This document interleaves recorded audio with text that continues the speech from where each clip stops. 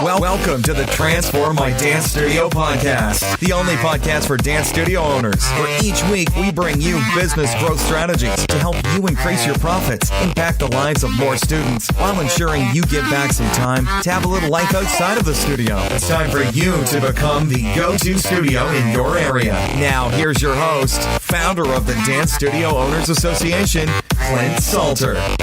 Hi there, Dance Studio owners. Clint Salter here, founder of DSOA.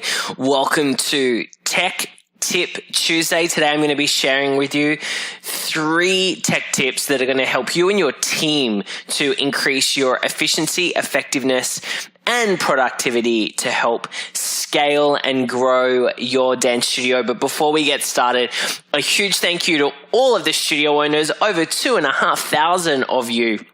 Studio owners from all around the globe who are currently joining us in our free 2-week training, New Student Blitz. Now, if you haven't joined us, guys, you are missing out. We are in day number 2 at the moment, so there is still time to catch up. If you want to join us, all you need to do is text the word Student Blitz, or one word, to 44222.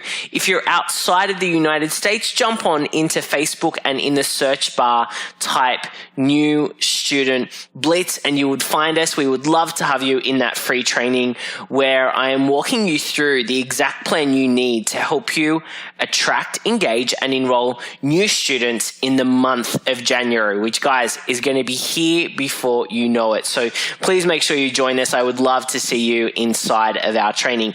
Now for today, let's get into our tech tips. Whether you like it or not, technology is not going away. But I think as a studio owner, you should be in love with technology because it makes your job a little bit easier. I remember when I had my dance studio, I started it when I was 16 with a friend. We used to have all the money put in envelopes. We used to have Post-its with messages. We were really manual, pen and paper. I think most of us, if we started our studio, I'm not going to say how many years ago, that long ago, I mean, that's how we were doing business. It took up a lot of time. It meant there was a lot of operator errors that happened, a lot of manual errors.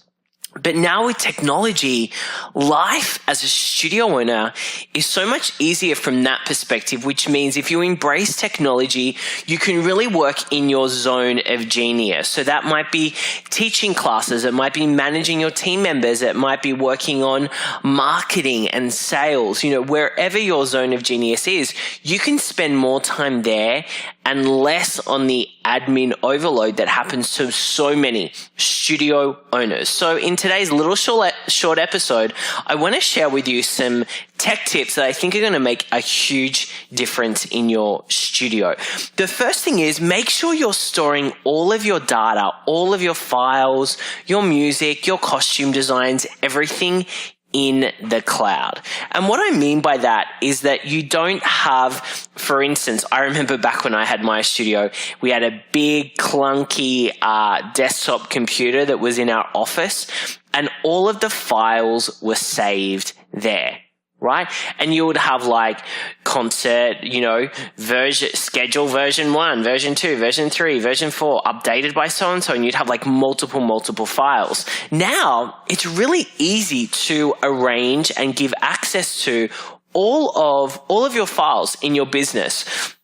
We love Google. I mean, who doesn't love Google? And I would suggest to you that everything is set up in G Suite. So G Suite is like Google's hub for businesses. For you, for studio owners around the world, G Suite is your answer when it comes to storing all of the information that you have, all your files, all your music, everything.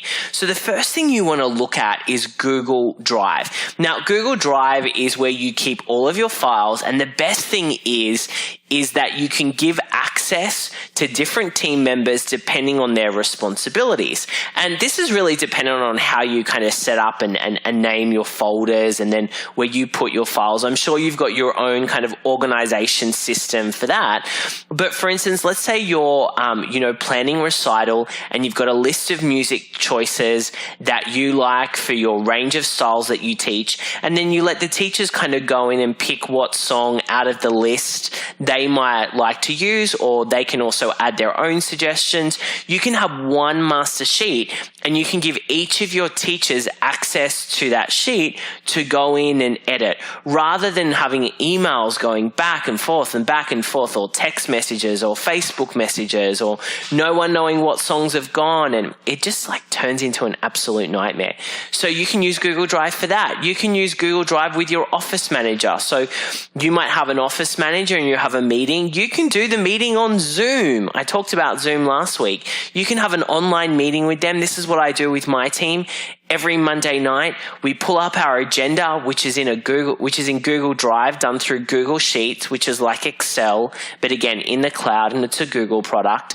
And I share my screen and we can all go through and update the agenda as we go in real time. So there's only one file. There's not a gazillion files depending on who is updating it. The other thing you want to get on board with when it comes to Google is your email, right? Everyone should run their email through Google. It doesn't mean you need to be bettysdance@gmail.com. It just means that you run your email through Google's infrastructure, right? So our email address is hello@dsoa.com. That's ran through Google. All of our email addresses are ran through Google.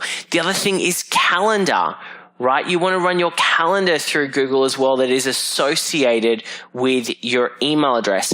So the best thing, guys, about this is everything links up, which I love more than anything, right? It just makes life so easy. My phone is on my laptop. It's on my iPad. Everything is in the one place, which is really important, especially for you. You're a busy studio owner.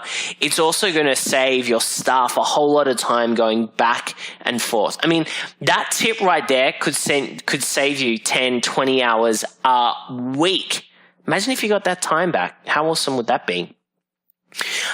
Tip number 3 I wanted to give you is a quick one, and it is to embrace mobile. So right now, I want you to grab out your cell phone and I want you to go to your website, right? Type in the URL of your website, and I want you to experience what your website is like to visit on mobile devices. Because guys, the truth is, most people, let's say you've done a Facebook ad, the parents in Starbucks in the line, they see the Facebook ad for the free trial class or the 7-day unlimited class pass.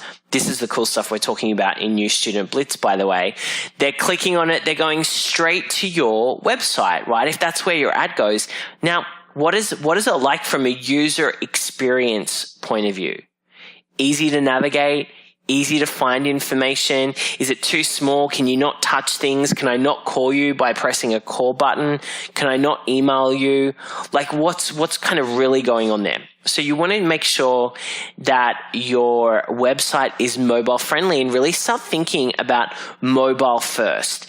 Anytime you're creating maybe a landing page for a promotion or a new page for a recital or really anything you've got happening that goes on your website, make sure you are looking at it and you're getting a few team members to look at it on mobile through a couple of devices. Maybe it's through an Android, device like Pixel, or it's through your iPhone.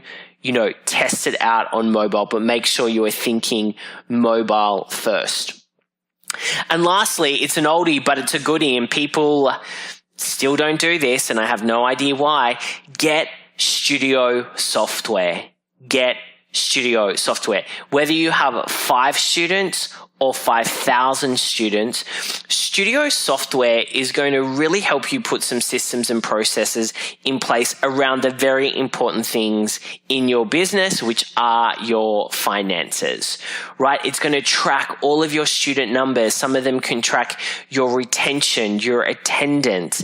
It's going to give you all of the reports that you can possibly need. A lot of them integrate with your accounting software of choice, QuickBooks, or maybe it's Xero, right? But time and time again, studio owners are saying to me, Clint, I only have, 50 students. I don't need software. Yes, you do, because you are still spending all of that time processing manually those 50 students.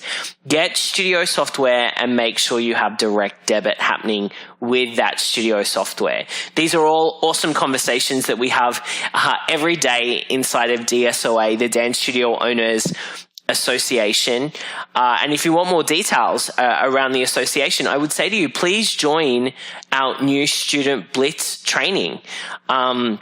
It's a great way for you to get an introduction to us and our company and what we're about, and also get some major value in mapping out your marketing plan for 2018, specifically for January. So again, if you want to join us in the training, we're only on day 2, so you only have 1 day to catch up. But if you leave it by the end of the week, it's gone. It's gone. And so all you need to do is text the word Student Blitz to 44222. If you're in the USA. If you're not in the USA, no problem. Jump into Facebook, and in the search bar, type New Student Blitz. We'd love to see you in the training. Look out for tomorrow's episode, all about your wicked website. It's Website Wednesday. I'm going to give you some tips around having a killer website. Take care. See you tomorrow. Bye. Thank you for joining us today. For all the resource links from the show and to receive access to our free dance studio growth training, make sure you visit transformmydancestudio.com.